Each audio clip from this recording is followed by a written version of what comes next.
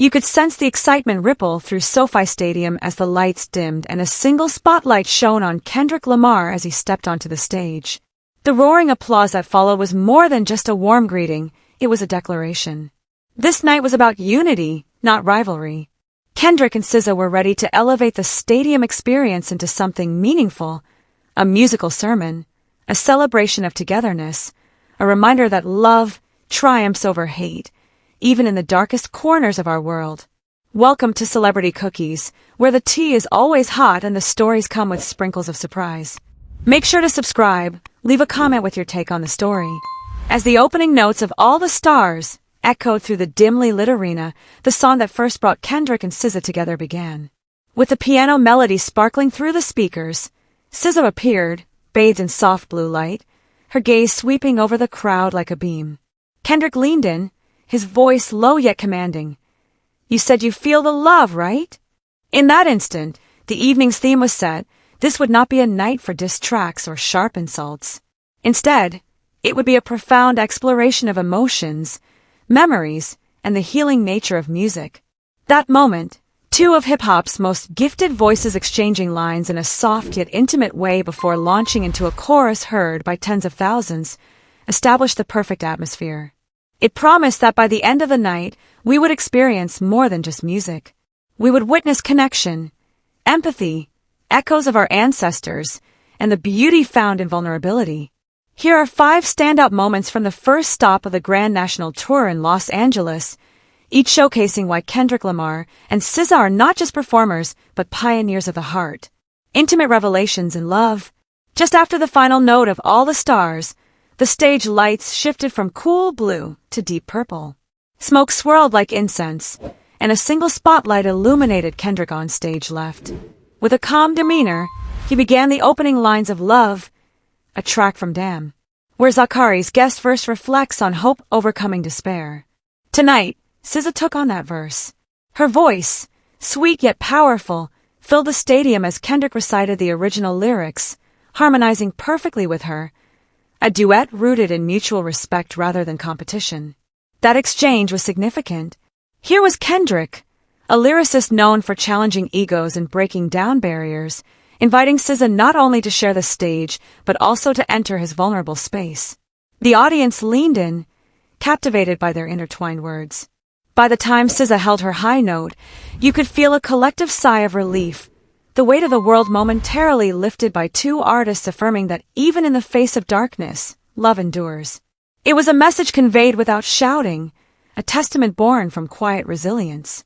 The scene was visually stunning, with a backdrop of golden orbs that resembled distant stars or flickering candle flames, gently pulsing behind the performers. This imagery served as a reminder to fans that even a small light can break through the darkness. When Kendrick took SZA's hand at the climax of a song, the arena erupted, not in the chaotic energy of a rap battle, but in joyful applause that celebrated compassion triumphing over conflict. A celebratory performance of Not Like Us. After that emotional moment, the atmosphere shifted purposefully. Strobe lights flashed as the opening guitar riff of Not Like Us blasted through the speakers, instantly electrifying the crowd. Kendrick's silhouette emerged on a raised platform, surrounded by dancers whose sharp movements mirrored barbed wire, visually echoing the song's critique of societal hypocrisy. From the very first line, "Why you talkin' like you serious, you ain't serious," Kendrick captured the audience's attention. His piercing voice and strong presence reminded everyone that while love was the evening's theme, critique remained central to his artistry. This was the Not Like Us that had earned 5 Grammys, exploring themes of guilt, complicity, and the polished facades we present. Yet, in this moment with SZA and tens of thousands of fans, the atmosphere felt more like a celebration of freedom rather than mere anger. Midway through the verse, Kendrick paused, allowing the music to fade into echoes while the stadium lights pulsed in rhythm with his heartbeat. He scanned the crowd, his eyes bright as if challenging everyone to reflect on themselves. Then, with perfect timing, he jumped back into the beat, leading into the chorus.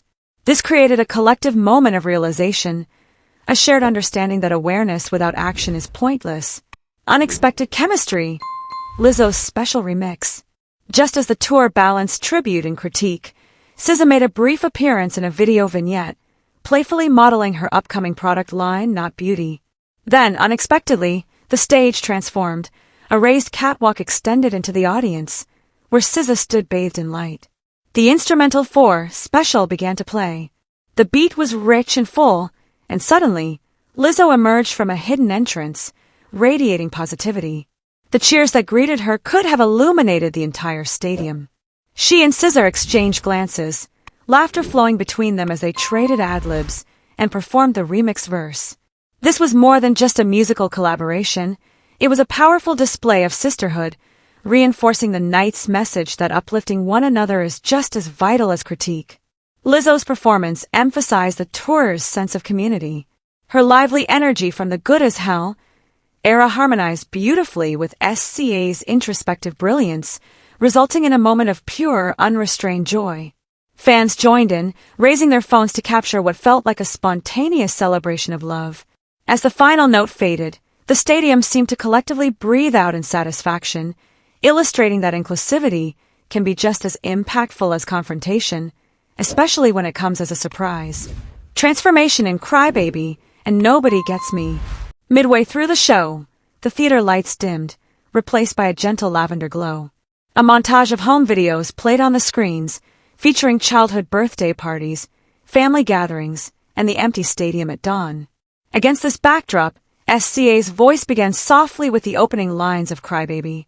On stage, she wore a sequined gown resembling a chrysalis, with shimmering wings cascading from her arms. As she sang, the layers of the gown began to unfold in a mechanical fashion. The audience gasped in unison as SZA rose on a hidden platform, her wings spreading as if she were being reborn. By the time she reached the bridge of the song, the layers had completely fallen away, revealing a sparkling bodysuit that glimmered in the lavender light. Without pausing, she smoothly transitioned into Nobody Gets Me, a poignant ballad about feeling misunderstood. This transformation was more than just a visual spectacle. It symbolized personal growth through heartbreak. Her voice was filled with authenticity, each cry and whisper reflecting her past relationships. Amid the lights and smoke, it felt as if the audience had been transported from a football stadium to the intimate corners of her memories. This moment was significant because it demonstrated that transformation is not linear, and the scars that shape us also inspire our art. SZA didn't just sing about growth, she embodied it in real time, infusing her vulnerability into every part of her performance. By the end, the crowd was on their feet, many with tears in their eyes, collectively celebrating the poignant beauty of turning scars into wings. Hometown pride and cultural tributes. After that emotional peak, Kendrick took the stage solo. The lights blazed bright white as he stepped forward with arms wide open, embodying the spirit of every block in South Central that raised him. "We've traveled the world and back," he declared, his voice echoing powerfully throughout the venue. "But I King wait to be home." The crowd's cheers nearly lifted the roof off. He kicked off the performance with King Kunta, paying tribute to Compton's rich history and resilience. Midway through, screens showcased the faces of local heroes, young leaders, community advocates, and artists whose impactful work often goes unnoticed but greatly enhances the city's spirit. Kendrick paused the music to let their images sink in, then spoke openly, "This is for those who stay committed even when no one is watching.